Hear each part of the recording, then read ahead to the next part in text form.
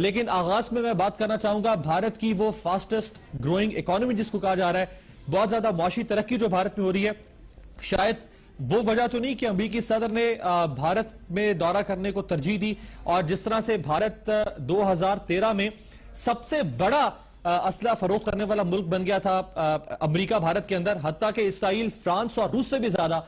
क्या वजूहात हो सकती हैं? मैं आपको बताऊं, जापानीज और इंडियन डेलीगेशन की एक मुलाकात हुई भारत और जापान के दरमियान मुआशी तरक्की को प्रमोट करने के लिए। ये जो मैं आपको डेवलपमेंट बता रहा हूं, ये नरेंद्र मोदी के वजीर आजम बनने के बाद, यानी पाकिस्तान में नई हुकूमत को बने हुए 19 या 20 महीने हो गए, जबकि भारत में नरेंद्र मोदी को वजीर आजम बने हुए 8 या 9 महीने हुए हैं। सो क्या कुछ किया नरेंद्र मोदी ने जिससे शायद अमेरिका इतना मुतासर हुआ? इसके अलावा जापानी प्राइम मिनिस्टर ने नरेंद्र मोदी को ऑस्ट्रेलिया में एक मुलाकात के दौरान इशाइये पर दावत दी, वहां पर दोनों रहनुमाओं में मुलाकात हुई और इस ख्वाहिश का इजहार किया गया जापान की जानिब से कि वो भारत में इन्वेस्ट करना चाहता है।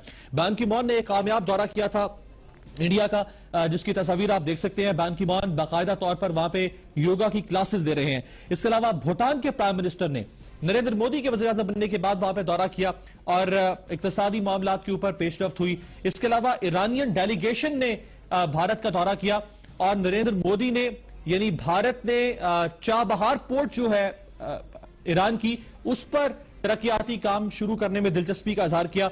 इस्राएली डेलीगेशन ने इसी दौरान विजिट किया भारत का।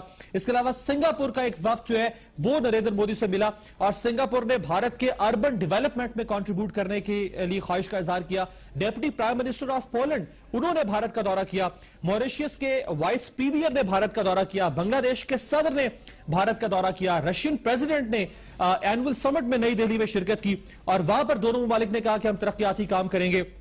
इसके अलावा साउथ अफ्रीका के फॉरेन मिनिस्टर ने भारत का दौरा किया। भारत ने कैंपेन शुरू की, मेक इन इंडिया, यानी सनतें भारत में लगाएं और यहां से प्रोडक्शन होनी चाहिए। इसी मेक इन इंडिया कैंपेन के तहत साउथ कोरियन डेलीगेशन से मुलाकात हुई भारतीय डेलीगेशन की, और एक जो सर्वे आया जिसमें दुनिया के उन लीडर्स के बारे में यह बात की गई जो टॉप परफॉर्मिंग है, जिन्होंने दुनिया में बहुत अच्छा परफॉर्म किया हो, उनमें नरेंद्र मोदी जो है वो हमें दूसरे नंबर पर नजर आए। 30 ममालिक में से दूसरे नंबर पर Narendra Modi.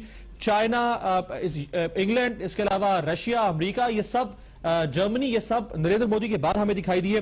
Global perception index जो है उसमें इंडिया पहले नंबर पर नजर आया हमें। 4th इंडियन अरब पार्टनरशिप कॉन्फ्रेंस हुई, यानी अरब ममालिक जो है वो भी भारत के साथ इक्तिसादी मामलात में दिलचस्पी ले रहे हैं।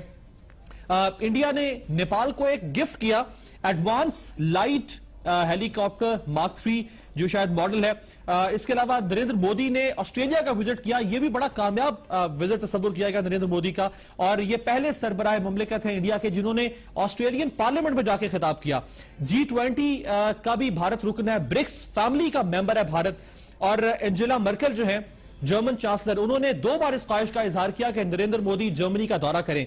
और मैं आपको आखिर में बताऊं, जिसको देखने के बाद कुछ शर्मिंदगी तो महसूस होनी चाहिए हमें, यानी पाकिस्तान 2014 में 21वीं सदी में आज डोमेस्टिक गैस चूल्हे के लिए गैस को तरस रहा है, बिजली नहीं है, लेकिन भारत ने दुनिया की पहली सीएनजी ट्रेन बना ली है। दुनिया की पहली सीएनजी ट्रेन भारत ने बना ली है जो चेन्नई में बनी है, लेकिन पाकिस्तान जो है वो आज गैस के लिए चूल्हे ठंडे हो रहे हैं और पाकिस्तान बिजली के लिए तरस रहा है। सो ये एक डेवलपमेंट हमें नजर आती है नरेंद्र मोदी के 8-9 महीने के इक़्तिदार में।